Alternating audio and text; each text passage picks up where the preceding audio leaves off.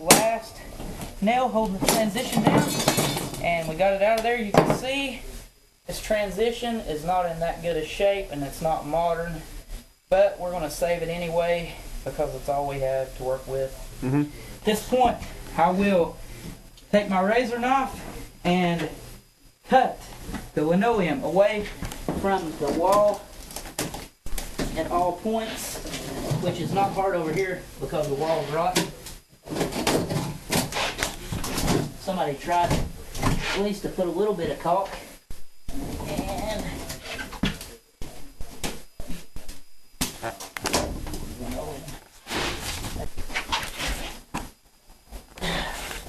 neatly do the work neatly now, save us some more work later. Okay, now I am ready to rip up the linoleum. And how to start. It's glued bad. This is going to be harder than I thought. But I don't know what amount of success. 2, 4, glued. It's all glued. It's all glued.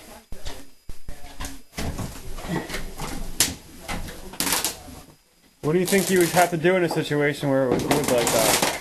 I think we'll do the best we can.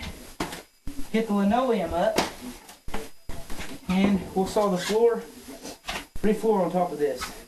What we have here is this is so old, it's in such disarray that the linoleum is glued down and much of the floor is rotten. So we're going to get to use some power tools. We set our blade at a very shallow depth, just enough to cut the linoleum. We're going to cut it into squares and take it up.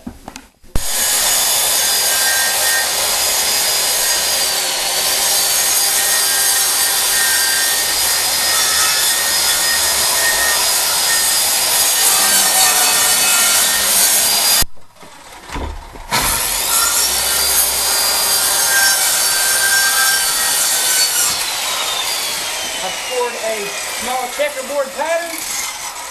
And now we'll use our 5-in-1 tool and a scraper to scrape up the old linoleum. Got the right tools for the job.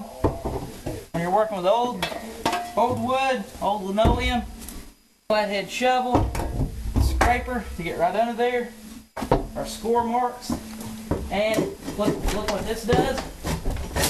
Right on. Really good tool to get the job done. It's messy. A little elbow grease, we'll be able to get this done. Okay, we'll cut to a commercial break, and me and Jeffrey will work on getting this linoleum up. Oh my God, it stinks. This floor's drawing moisture from underneath. All the wood's rotting, moldy and mildewy. It's a bad disarray. Oh God, it stinks. Serious water problem. I think that it was all coming from this toilet. The leaky gasket was getting underneath the linoleum.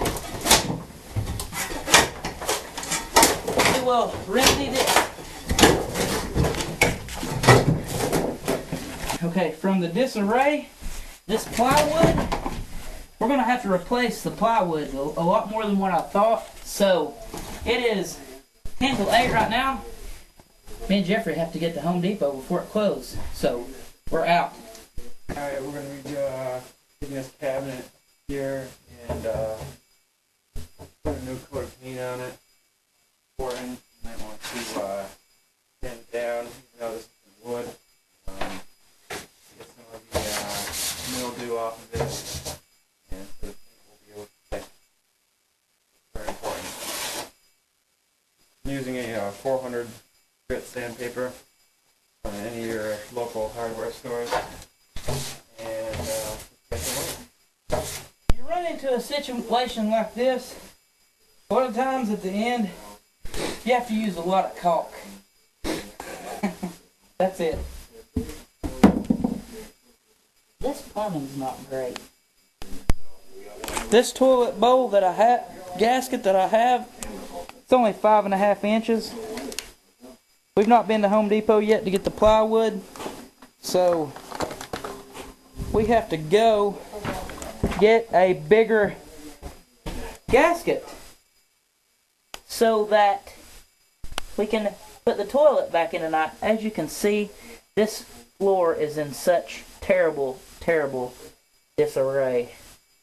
I don't know who plumbed it, but it almost looks like they just cut a hole into the top of the pipe and are letting the water. There's not a seal going into the plumbing. It's almost as if they just cut a hole and they're letting the waste just drain into the pipe.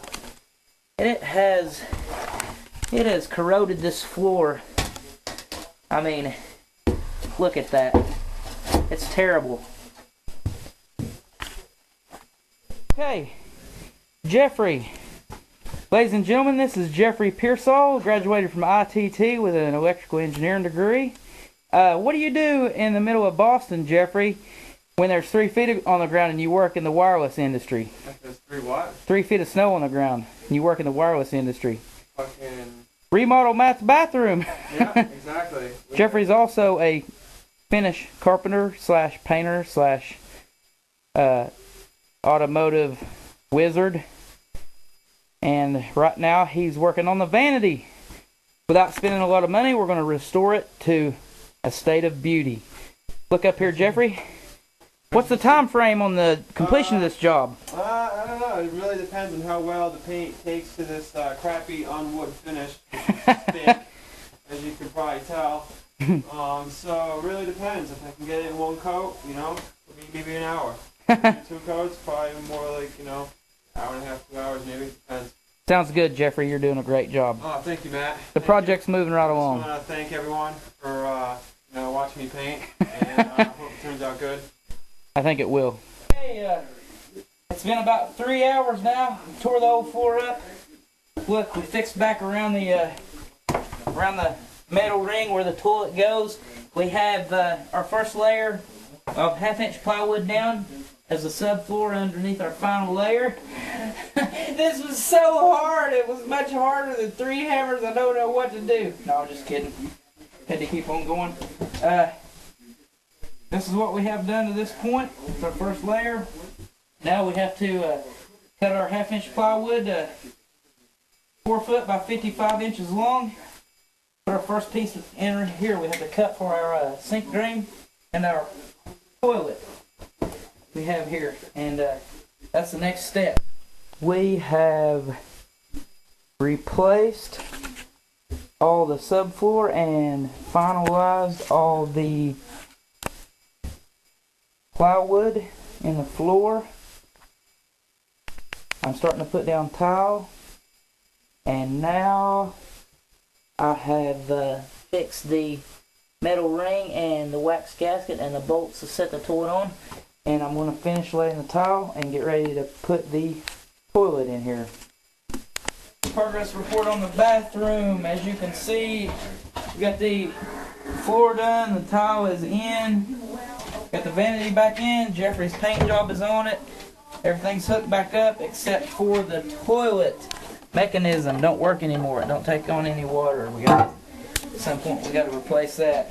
Still have to put a piece of paint this. Have to put a piece of trim here. Some caulk and trim down here. Clean it up good to finish the job off.